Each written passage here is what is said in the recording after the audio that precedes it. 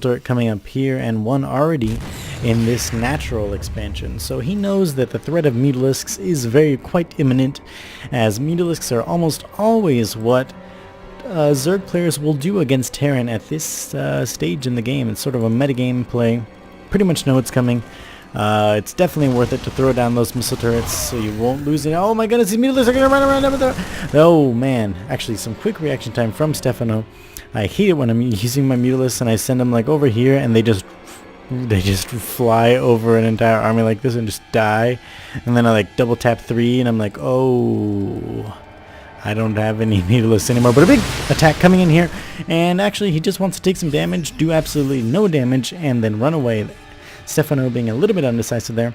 These Marauders are positioned in front to take the brunt of these Banelings should the Banelings decide to engage, but the Mutalisks warding off these Marauders as and then a nice switch there coming in from the Marines and the Marauders to ward off these Mutalisks.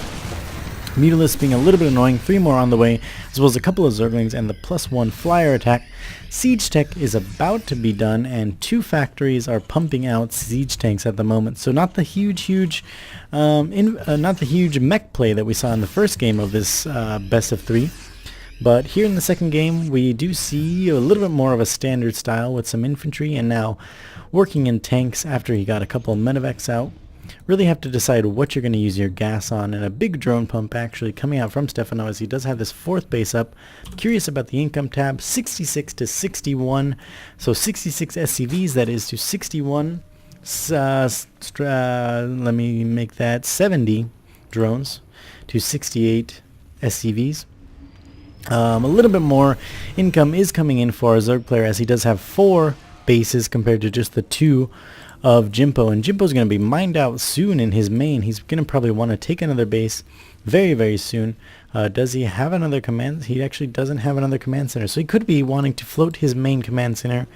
Maybe to this point right here, that's pretty safe. Though, yep, these rocks could be taken down at any point, or he might just want to expand to the normal 3rd, or even here might be okay to expand to.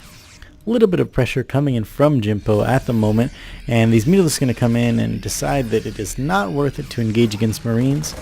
Going to try and pick off any sort of straggling medevacs or Marauders, and a big stim actually there from Jimpo.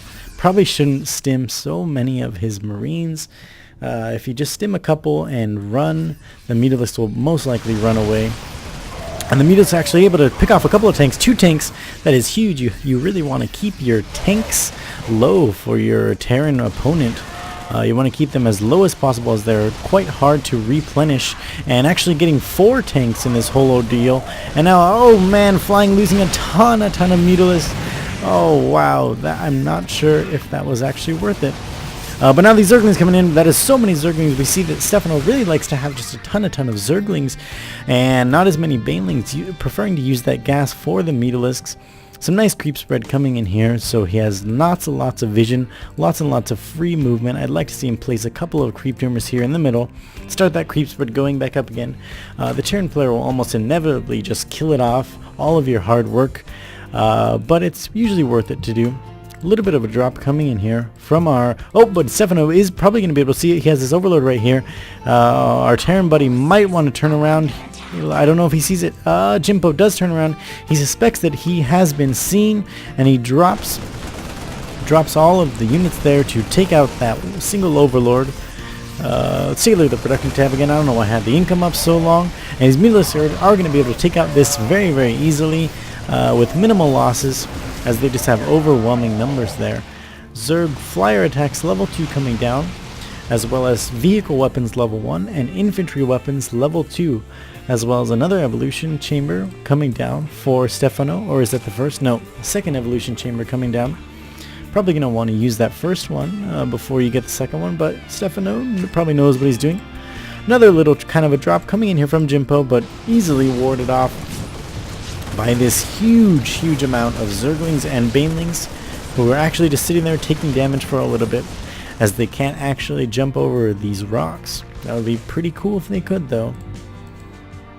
Mutalisks coming in, doing a little bit of damage, and almost taking out a tank there again, but these Thors are going to be able to ward them off very easily. They did actually take out this command center, I believe.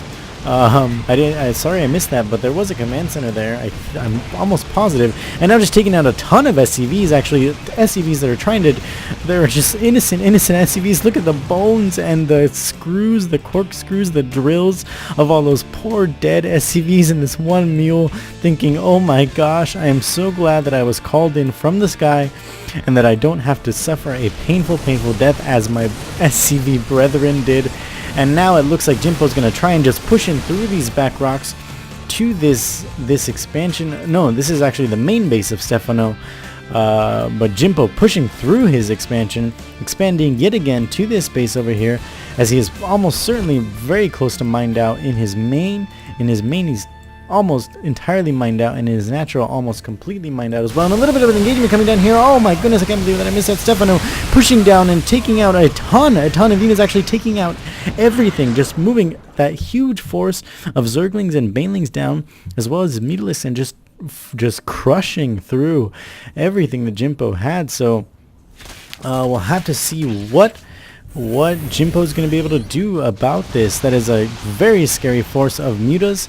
It is 27 mutas at this point, and a handful of Zerglings against, let's actually take a look at the army tab, I said. Yeah, 166 to 100 for Jimpo, and Stephano just crushes through that last little force and crushes through the spirits of Jimpo as well. Jimpo says GG as he's trying to fly that command center away. So we saw Stephano just take some very nice positions, some quick nice defense in the beginning there, and then expanding at good times and droning up very well before deciding to make a huge amount of units. This nice creep spread and Overlord spread, of course, allowed him to see these drops that were coming in. That is so crucial against a Terran player. And so he was able to take that game very nicely, very convincingly as well.